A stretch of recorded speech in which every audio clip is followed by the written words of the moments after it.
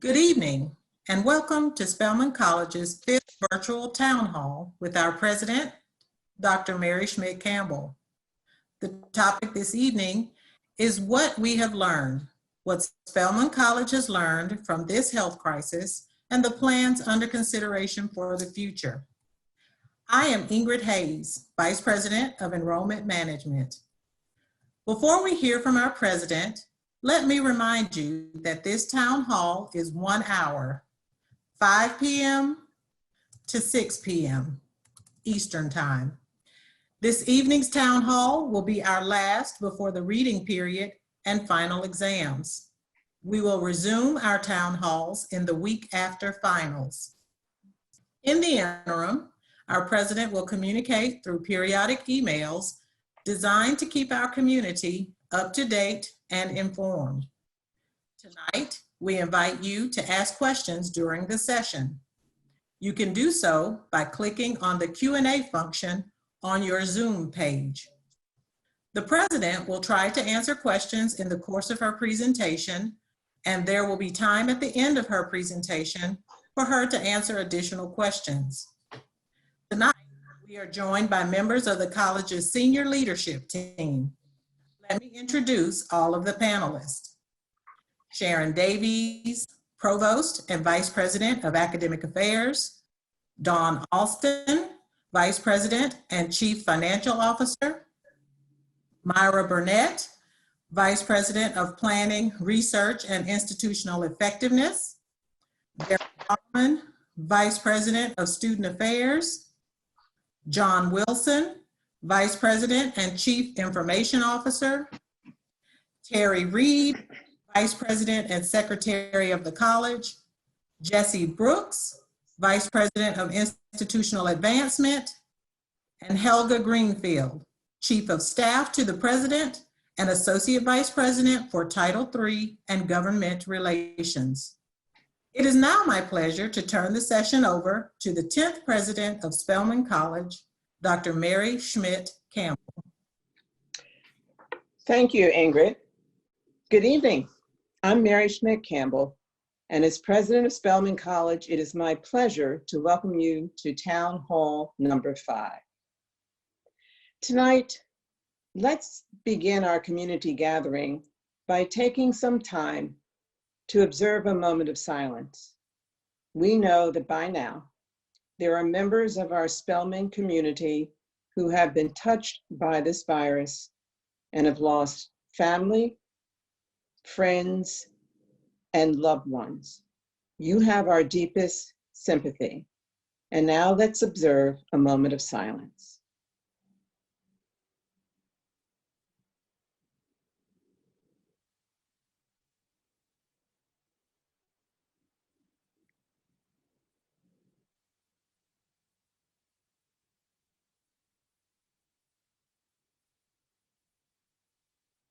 Thank you. Before I get to the topics at hand, I'd like to make a few announcements this evening.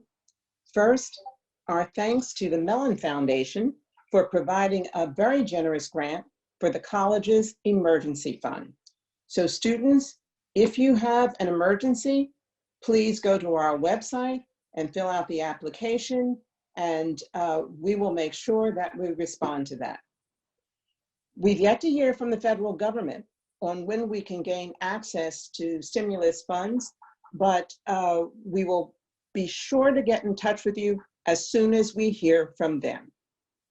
As I announced last week, thanks to the good work of Dr. Tiffany Oliver and our Spelman faculty, we'll be able to offer 40 virtual summer research stipends at $3,500 each.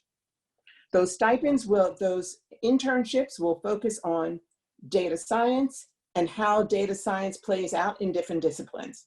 So students who receive those internships will attend regularly scheduled lectures where they'll learn skills used in the field of data science, including data collection and manipulation, data representation, visualization, basic statistics, and cloud computing. They will have mentored data science basic research, and students will work with Spelman College faculty on a data science research project related to their discipline. There'll also be a career and professional development component. Students will get to participate in one career development and one professional development workshop per week. These workshops will enable them to identify data science careers within their disciplines.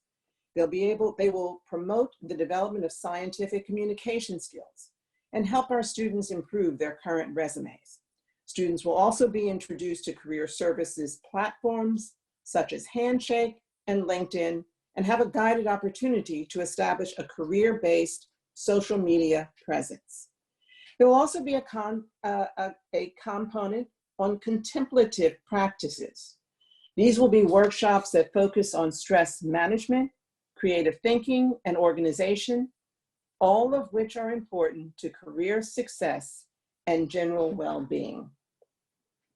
I'd like to especially thank, in addition to Dr. Oliver, Dr. Tasha Innes for the work of the Office of Research, Innovation, and Collaboration, Dr. Jerry Volsey from Computer and Information Science, Dr. Vita Goller from the Department of Dance, Dr. Marionette Holmes from the Department of Economics, Dr.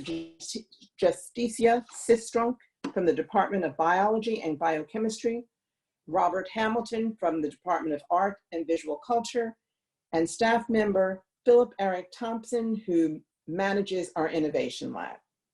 A special thanks also to Dr. Tanaj Pavri, who will participate in this project in her role as one of the leads in the Career Pathways Initiative. I'm also pleased to announce that Trustee Susan Dunn has made a donation that will enable all of our graduating seniors to have access to Career Boosters, a website that assists in identifying meaningful post-graduation employment. Susan, thank you for such a thoughtful gift. We'll have more details on the internships and Career Boosters that will be circulated in the coming weeks. Earlier this week, I had the pleasure of being interviewed by Rose Scott for her WABE radio show, Closer Look. I'd like for us to listen to a short clip from that show as a way of introducing tonight's topics. So let's hear that 2-minute clip.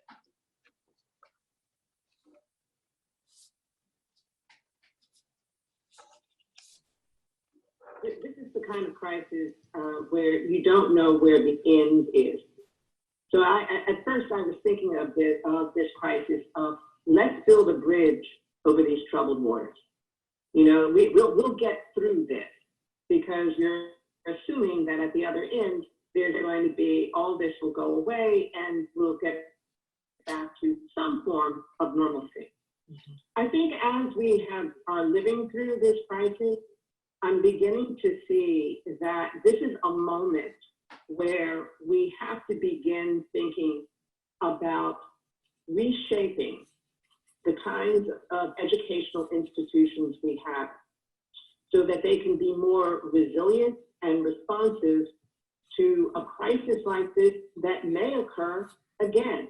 I mean, we may get through coronavirus, but what if yet a new virus emerges somewhere down the road? So that's one thing. The other thing, as from the point of view of leadership, is that you realize that honestly, that's what our institutions have been doing. All of us, you know, none of us look now the same way we looked at the beginning. I mean, Spelman started in the basement of a church, mm-hmm. right, at the seminary. So we're not the institution now that we were. We've always been in this place where we've had to reinvent ourselves. And so once you enter into that mindset, then I think you can begin to look at this as an opportunity to do some creative thinking about who you are as a college. So this clip represents for me a synopsis of what we've been doing in the past weeks. And that is, we've been building a bridge over some very troubled waters. And now we face the challenge of envisioning what we will build once we get to the other side. What shape will our college take once we exit from this crisis?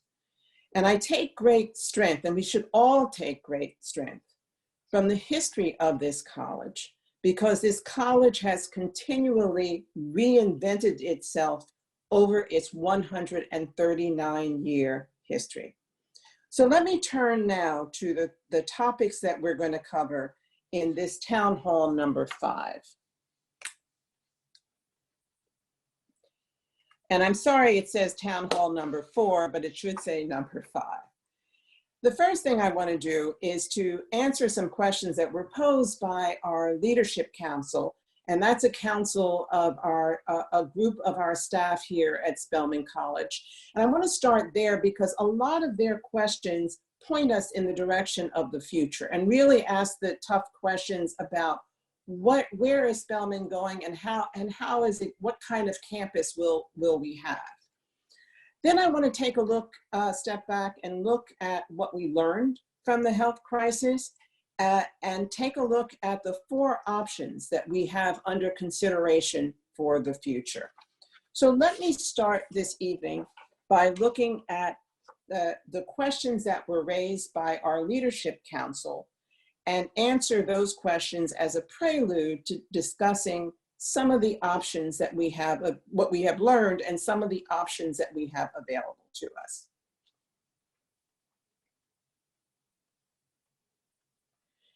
So the first question that has come up is, will there continue to be telework options, at least part-time? And so one of the things that we've learned is that we were able to carry on college operations with a significant portion of our workforce working from home. Not only our staff, but our faculty as well. And when I say carry out our operations, it could be anything from being able to deliver the academic regalia to our seniors, to being able to manage the refund of our room and board, to being able to manage transcripts, all of what goes into managing our college, we had to do through teleworking. So my response to that question is that we have not made a definitive decision about the future of teleworking, but I will say this: there is a very high likelihood that some form of telework will continue. So let me talk about the next question. And the next question is, will there be reimbursement for parking? As you know, we have reimbursed students for their parking fees. So I'm going to turn to our CFO, Dawn Alston, and ask her to give us some information in response to that question. Thank you, Dr. Campbell. So actually, this is under review. So we should have some definitive answers around the parking issue within the next couple of weeks. Thank you. I appreciate that. So you will be hearing from us, staff, about parking. Another question that came up is, have any Spelman students, faculty or staff, reported that they have the coronavirus? To date, no one has made a formal report to us about anyone who has had the coronavirus. I'm going to call on Dr. Holloman and ask if he's heard anything about students. And then I'm going to ask Dawn Alston again, because she oversees HR, if she's received any reports. Thank you, Dr. Campbell. No, we have not had any formal indication that any of our students have been affected by COVID-19 or the coronavirus. Thank you. And Dawn? Thank you, Dr. Campbell. No, we have not had any formal reports that any faculty or staff have been affected. Thank you. Now, another question that was asked, when will we return to work? Well, first I want to answer that question by saying we're working. So even though we are teleworking, I guarantee you that our staff and faculty are truly working very hard. In fact, most have reported that they seem to be working harder at home than they do when they are here in person. But I think what the question really wants to know is, when will we be able to do work on campus? As those of you who are from Georgia may know, and I guess by now the entire country knows, our governor has issued a directive to permit the opening of a range of businesses here in the state of Georgia. To date, based on the information that we've received from public health agencies and the CDC, we believe that it's necessary to continue to shelter in place. We haven't seen enough evidence of the spread of the virus beginning to flatten. We haven't seen the curve flatten. And so we really feel that for the safety and health of our community, we need to continue with our policy of sheltering in place. Right now, that means that only essential staff is on campus, or those needing to retrieve an essential personal or work-related item. We do not plan to change that position until we gain assurance from the CDC and other medical authorities that it's safe to do so. So unfortunately, we are not able to really say that, give a definitive date for the return to campus for doing our work. Another question that has come up is, what is Spelman doing to make sure that the college is safe when we return? And so that is means what kind of cleaning practices will we have in place? How will we ensure that people are COVID-19 free before entering campus? Do we have a process for addressing what happens when somebody on campus develops coronavirus? And I'm going to come back to that question because I want to talk about it as we look at the different options that we're considering as we move forward. So let's go to the next slide. And while I'm going to the next slide, before I get there, there is someone in the Q&A who has indicated that they contracted COVID in March after having heart surgery, but they have recovered. We don't know whether this is a student or a faculty or a staff member. I will say we are very relieved to hear that you have recovered. So we've been thinking about what have we learned? We've learned a great deal. Number one, we've learned that we have an absolutely extraordinary faculty, a faculty who stepped up, a faculty who was inventive, who was deeply collaborative with each other, and with an absolutely remarkable IT staff. Our Spelman Technology Services was participated in the week-long sessions and guided the training, has expanded our technology infrastructure, has been responsive to the equipment needs. So we have now a staff and faculty who have gained some real experience in offering online education.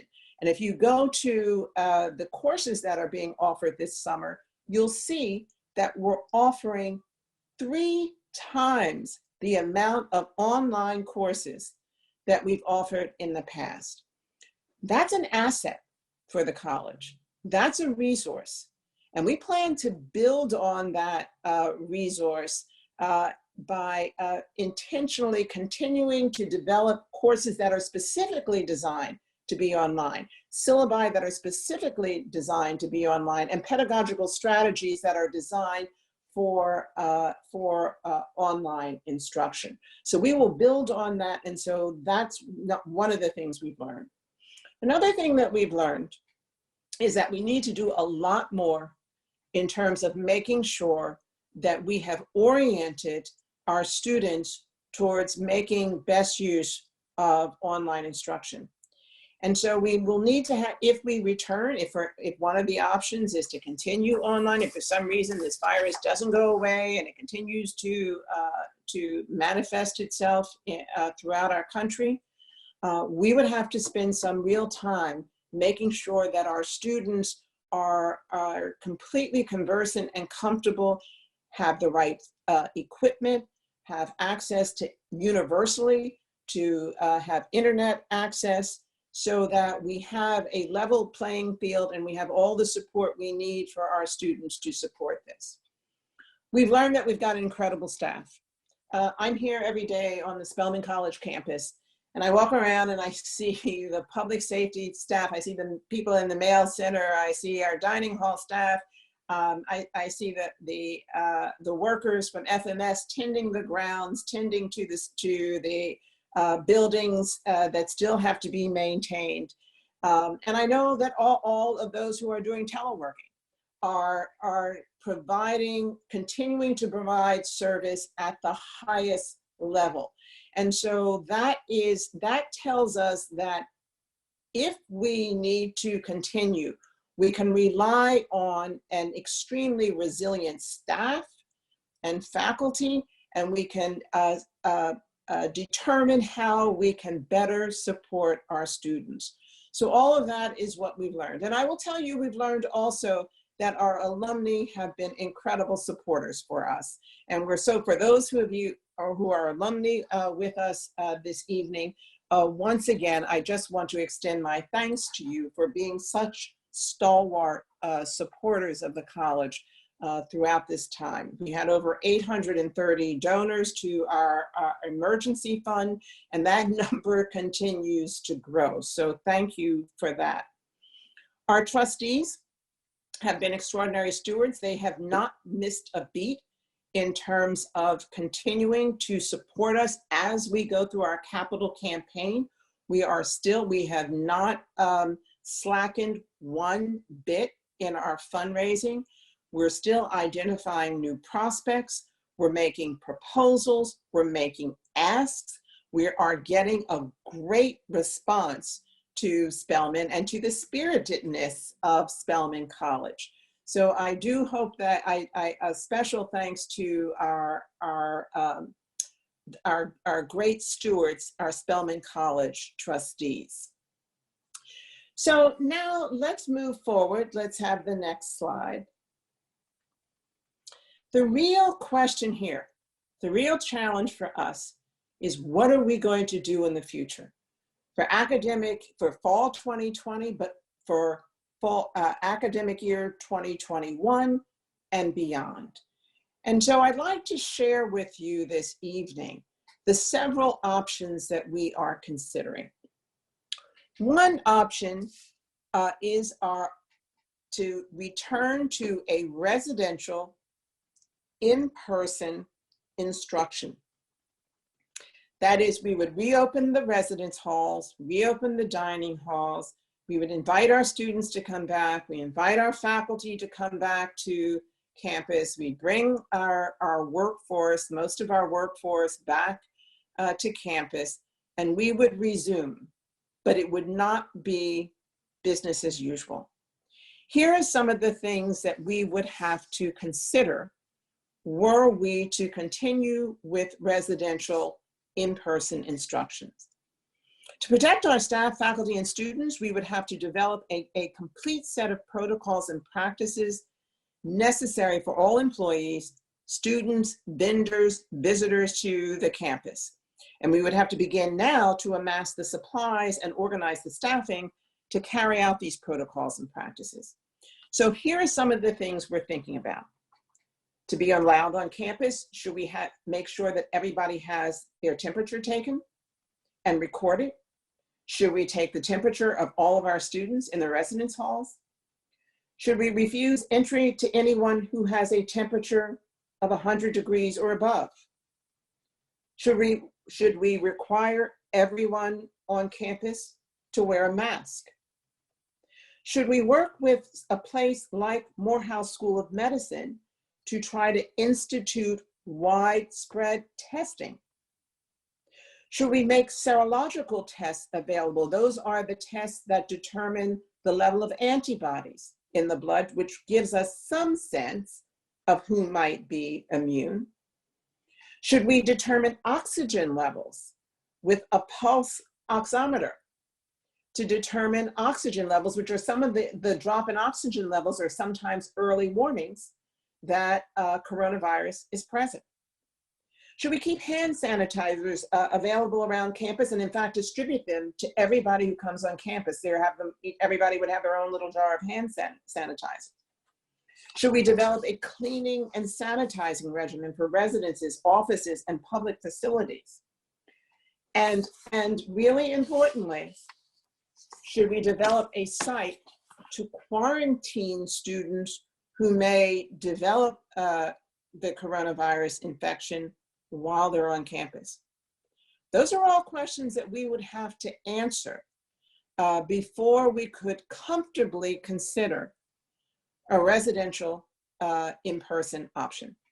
Let's go to option number 2. Option number 2 would instruct us to do online exclusively. And that would basically mean that we would continue offering online instruction, but I wouldn't say that it would be the same that we offered in the spring.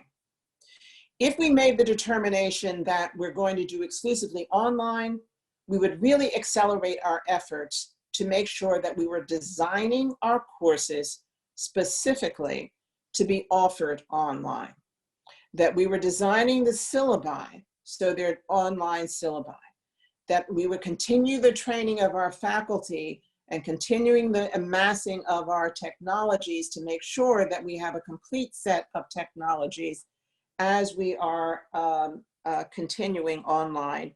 And as I said earlier, we would have to spend some time thinking about how we appropriately orient our students, make sure they have all the equipment they need, make sure they have access to internet, to high-speed internet.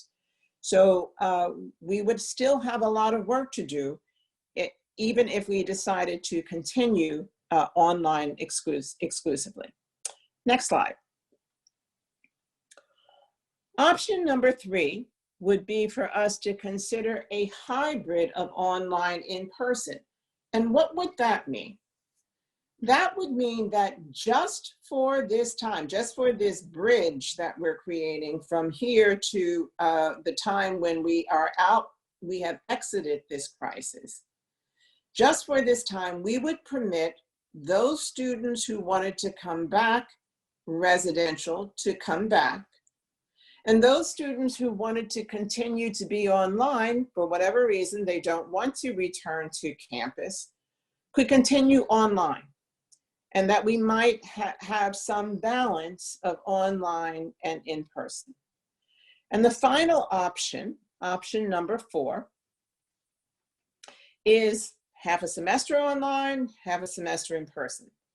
So in fact, that might mean we delay the opening till the middle of the semester, and that to give ourselves time to make sure that the virus has completely subsided, and then invite students to come back, or flip, to invite students to come back, understanding that as we go through the fall, the coronavirus meets the flu season, and that's when we might have a spike once again in coronavirus cases. But so we're exploring that, some subset of that option as well. I've asked the provost to put together a working group. Provost Davies, do you want to talk a little bit about the work that you're thinking of for the working group? Yes, good afternoon, President Campbell. Just really briefly, this working group will involve a number of the senior team members of President Campbell's senior team. So we expect that we will take up the hard questions that come from any one of these 4 options that President Campbell has outlined for us today. On the working group, we will have representatives from the staff council, from leadership council. We'll have representatives from the faculty council president, and each one of our 4 divisions, so that we can think through the issues that go along with any one of these options that we might have to deal with. If, for example, we are thinking about online instruction, either exclusively or for a part of next semester, that accelerated training that President Campbell mentioned would be something that we would be putting a lot of attention on. And so there are a lot of budgetary issues too that will be coming up as a result of any one of these options, that we hope to provide some recommendations and guidance to the president and senior team. Thank you. You mentioned that we are looking also at the budgetary implications. Dawn, as our CFO, do you want to speak to the work that you're doing with our budget director, Asale Braxton? Sure. So we are modeling out different budget scenarios that mirror the 4 options that you spoke of, and just looking at how these different scenarios may impact the financials of the college. Thank you. I'm getting a number of questions about these, the different scenarios, asking me details about them. I honestly don't want to present details, because that's the whole reason why we have organized the working groups.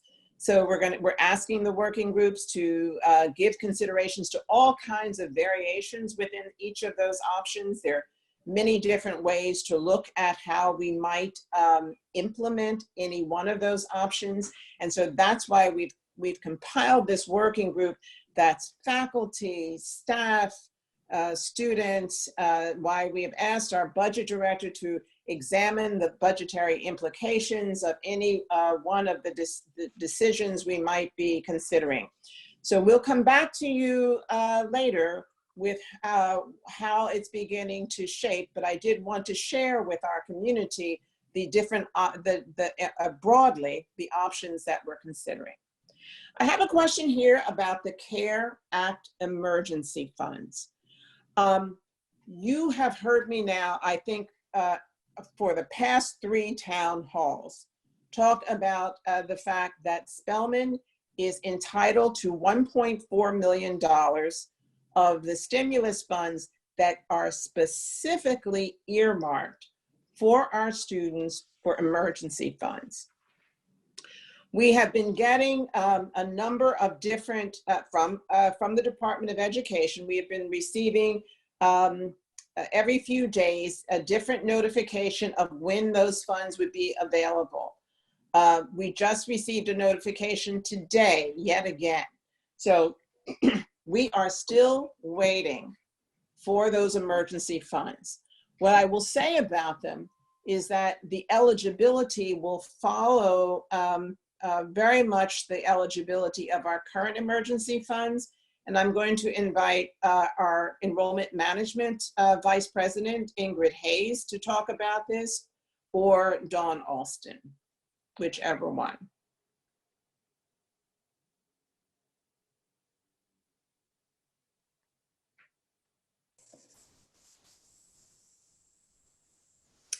So I'll jump in. This is Dawn. I'm guessing that Ingrid Hayes, I think, will be the one who is most familiar with this, as it falls under financial aid. Ingrid, are you there? I am. Can you hear me? Good. Yes, now I can. Okay, great. Thank you, Dawn. And so I would say that we are in the process of developing the process that goes specifically specifically with this set of resources, because it is coming from the federal government, we do, the details of the act are very specific on how we are to use the money and distribute funds. So we can't really finalize the process until we have all of the details. And so we are still waiting for additional information. It is coming out from the Department of Ed, and as it comes out, we are fine-tuning in anticipation of when the funds are available to us so that we can get those funds turned around and out to the students as quickly as possible. Thank you. Thank you, Ingrid. We have a couple of questions about summer online courses. The first one is asking about whether or not we will have financial assistance available. And you should know that we are taking a look at that right now to see if it's going to be possible for us to offer financial assistance, but we are definitely looking at that right now. As you know, the summer courses are offered at a very discount during the summer, are offered at a very deeply discounted rate. And we are looking at whether or not it's going to be possible to offer financial aid on top of that deep discount. I also have another question about summer classes, and that is, will there be more classes added to summer? And the reason for the question is that online class will be the new normal, at least until a vaccine is confirmed. The girls can take, I'm assuming that you have daughters here at Spelman, can take classes over the summer and get ahead. Provost Davies, will you share with us some of the excitement that we're experiencing given the growth of online courses this summer? Yes, I'd be happy to. So our summer courses last year, this time, numbered 14. And that was a slow but steady growth in the third year of summer online courses at Spelman. This year, we will have over 50 summer online courses. And while they are being offered, we also will have faculty who are receiving training throughout the summer to develop additional online courses that will be offered in the future. It's a truly exploding interest on the part of our faculty to offer online courses. And so we're very, very excited about that. And we expect that we are going to continue to see growth in this area in the years to come. Thank you. I will say that I looked at the list, the slate of courses that are going to be offered during the summer online, and I will tell you, it is a really exciting slate of courses. So hats off to the Spelman College faculty for developing such an exciting academic menu. I have a question about the data science online internships and when they will be, information about them will be available. We have developed them. We should be communicating those specific knowledge about how you apply for them, what the selection criteria will be, how long they will be, all of that we're hoping to get out very soon, certainly before you finish your finals, so that you can have the opportunity, those of you who have an interest in these internships, would be able to take a look at them and compete for them. Looking at some of the other Q&As, have any decisions been made regarding commencement 2020 and when the date will be rescheduled?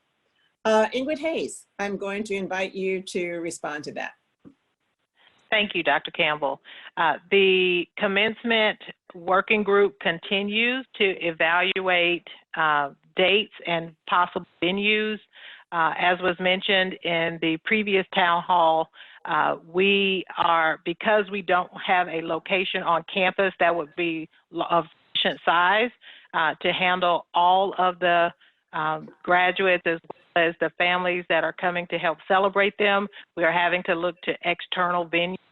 And so we are still in the process of working through what those possibilities might be. We do hope to have something solidified in the next few weeks, and we'll be sure to make an announcement as soon as possible. Thank you. So I have a really terrific question from Kiva Wright-Berry. Will you coordinate your fall semester options with the rest of the AUC? We, and when I say we, the AUC, the Atlanta University Center Consortium, has something called the Council of Presidents. The Council of Presidents just met recently. It's the presidents of each of the 4 member schools.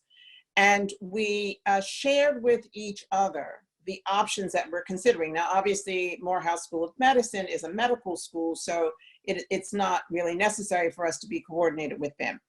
But we have let them know that we're undergoing this examination, and we have agreed that we will all stay in touch with each other so that we are informed about what each of the campus's plans will be, so that when we do come out with a final decision, it will be a decision such that all of us are fully informed about what the other campus plans to do. Because as you, of course, you know, we're a consortium, and so many of their students take courses at Spelman. Our Spelman students take courses at Morehouse or Clark Atlanta University. So we are making an enormous effort to stay closely connected with our peers in the Atlanta University Center Consortium. I do want to say one word about Morehouse School of Medicine. Even though they're not an undergraduate school, obviously they're a medical school, they have been extremely proactive in terms of helping us think through the medical ramifications of bringing people back to campus. Right now, they have a model structure in place because they have to accommodate not only their staff and their students, they have to accommodate their clinical physicians who are going out into the hospitals and who are exposed to coronavirus. So they have set up a very carefully organized infrastructure to be able to, they check temperatures with an infrared thermometer. They are making plans to be able to implement widespread testing. So it has been extremely helpful to have, as a member of our consortium, somebody who has on hand epidemiologists, virologists, serologists, all of whom are doing cutting edge work, not only on coronavirus, but on the way coronavirus impacts the Black community. So I just want to say that, I said it before, I just want to say it again. It is an incredible resource that many other colleges do not have. And they've been very helpful in helping us think through how we would manage a campus were we to return to residential life. I'm going to take another question. I'm an alumna and a parent of an incoming freshman. I appreciate the careful thought that was obviously put into the various options. If you go with option 4, delayed opening, what would that mean for NSO? Would that be delayed so that freshmen would experience NSO? I'm glad that you are asking that question, because that's exactly the kind of question that needs to be raised as we're going on through this, through looking at our various options.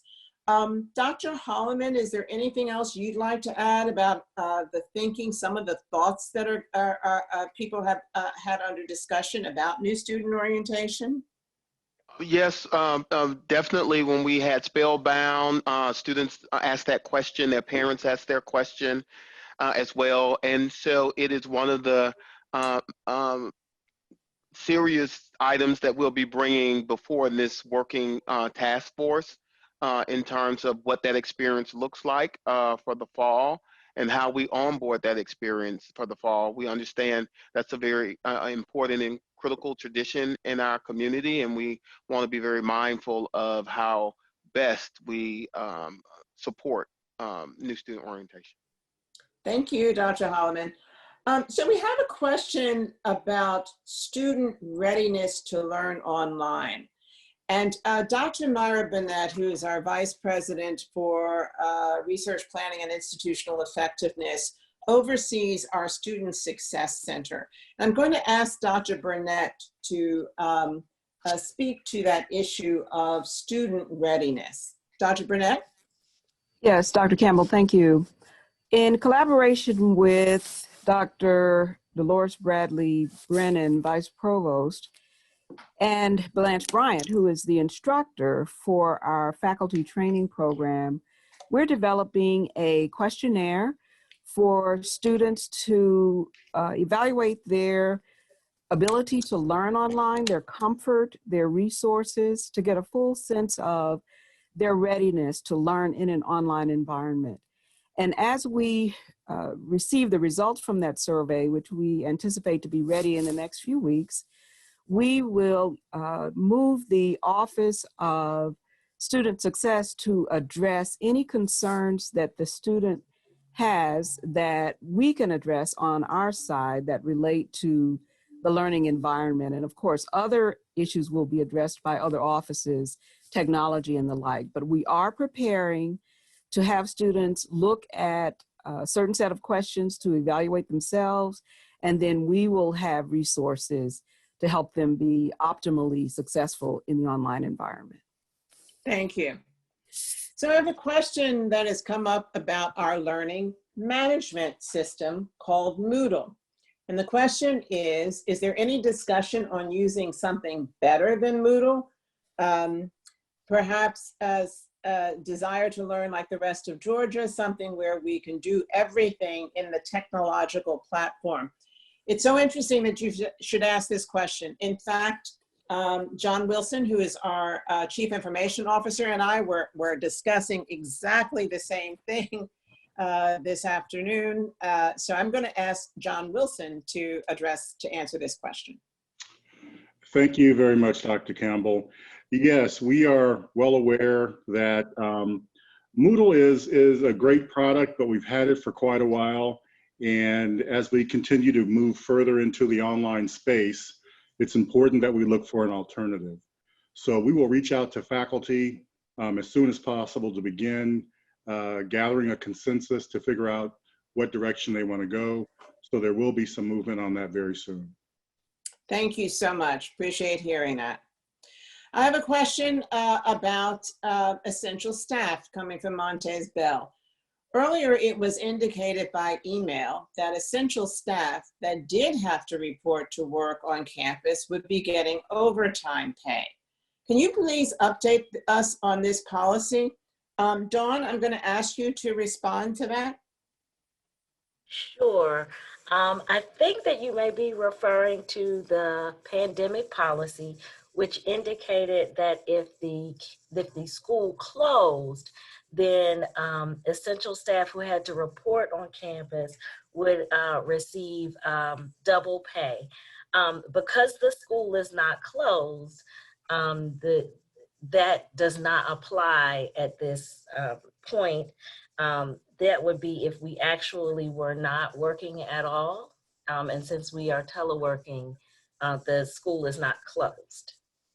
Thank you for helping us make that distinction.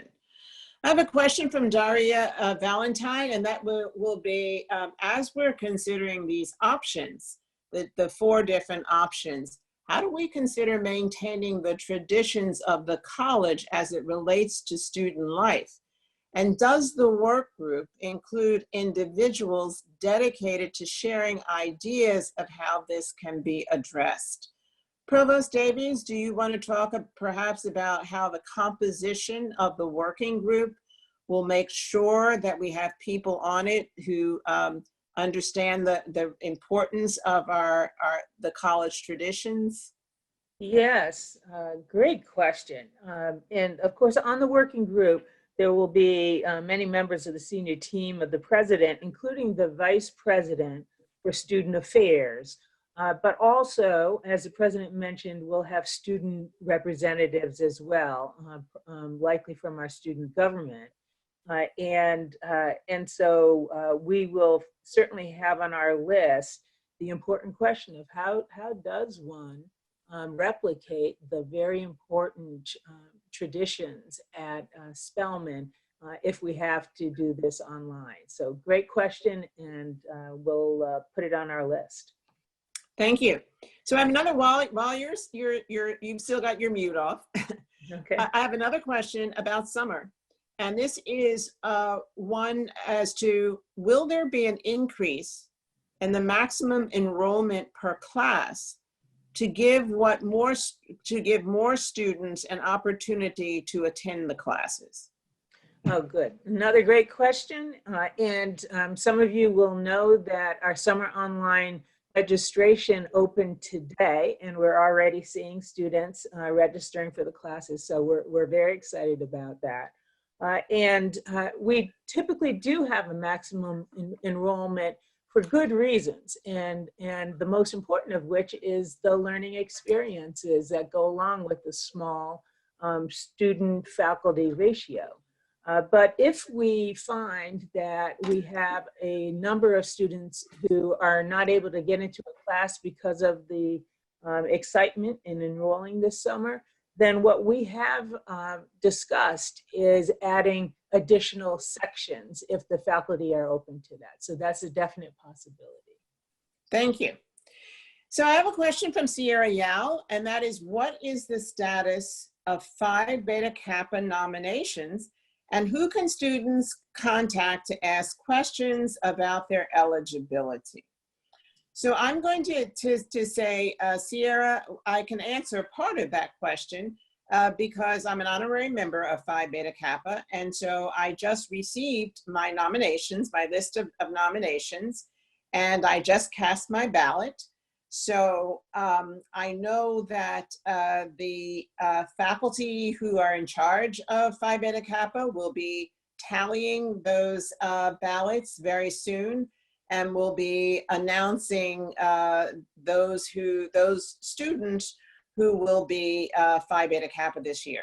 The other part of your question about the status of Phi Beta Kappa nominations, I'm going to find, if you will email me directly, I will forward your question to the administrator for Phi Beta Kappa, who can answer your question about questions about your future eligibility. So thank you for that question.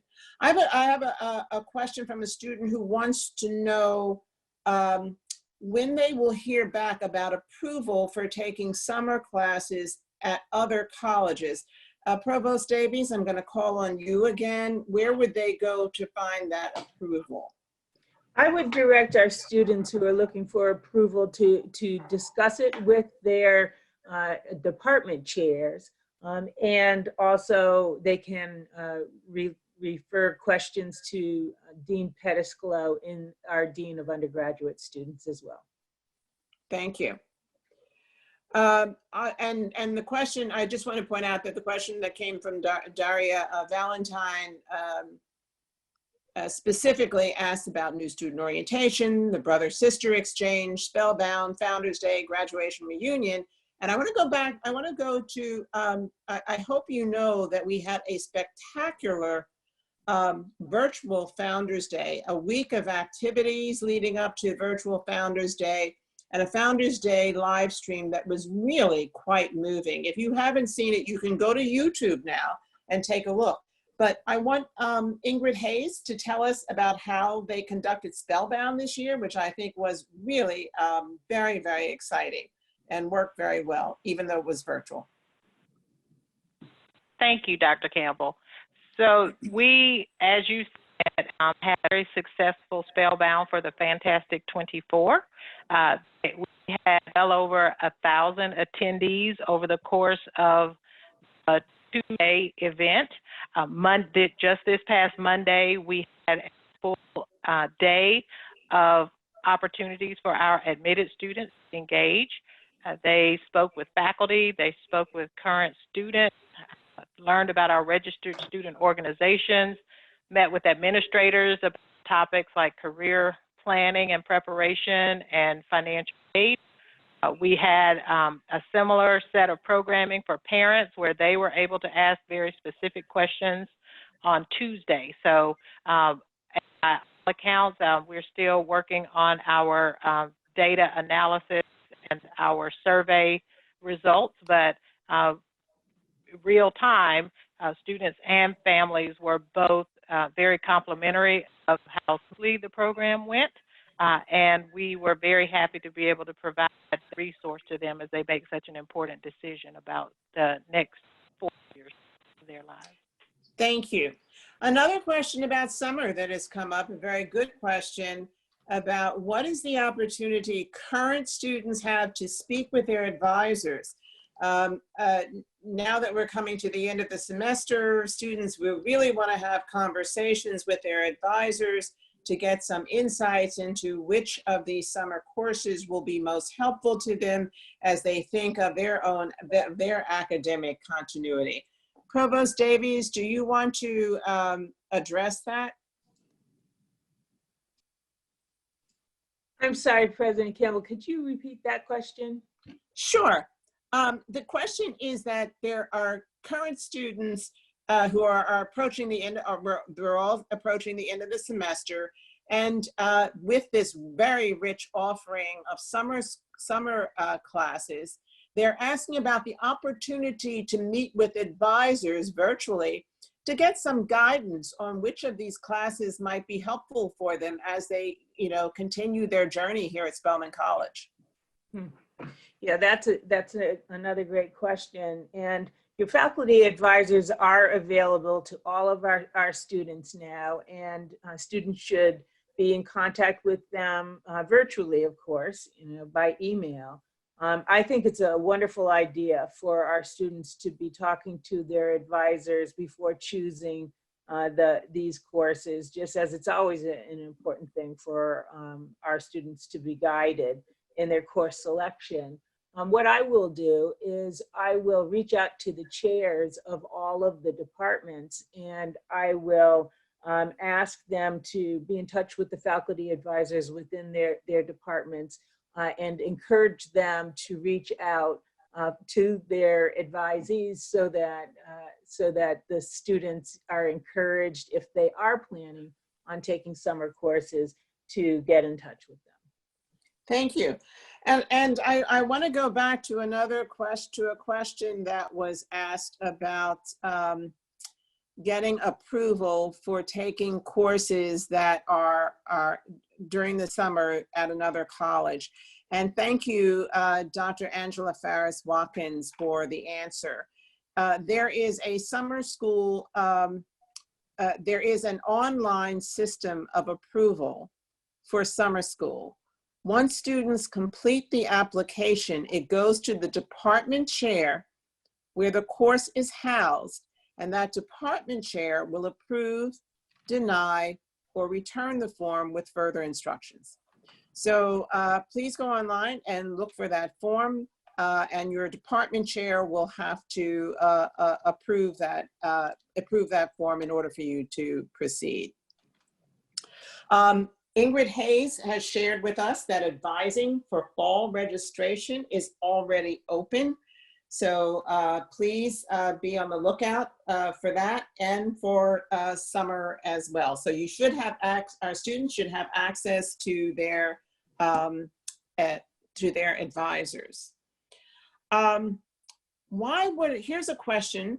Why would a student choose to attend Spelman College learning online exclusively when they could stay home and enroll at a state or community college at a lesser cost? And to hear that question, the first answer is, of course, why would they do that? Because as I said, this is not a permanent state. This is a bridge to get to somewhere. This is a temporary condition that we're all experiencing right now. And I can imagine that you could choose to go someplace else, but if you recall that we will come back and we will reopen and we will resume our residential life and we will be Spelman College in every way that we've always been. I see that we are coming to the end of our time. I'm going to ask us to go. I think there is one more slide at the end of this. Am I correct? Thank you. So in closing, I just want to share with you, the New York Times has just published an article that I've written. And I invite all of you to take a look at it because I think it really celebrates that spirit and that resilience that I'm talking about. We know that this is a bridge and that we are going to get to a place that is an extraordinary place. It is going to be Spelman yet again reinvented. So I encourage all of you to take this journey with us. I'm going to say good night now.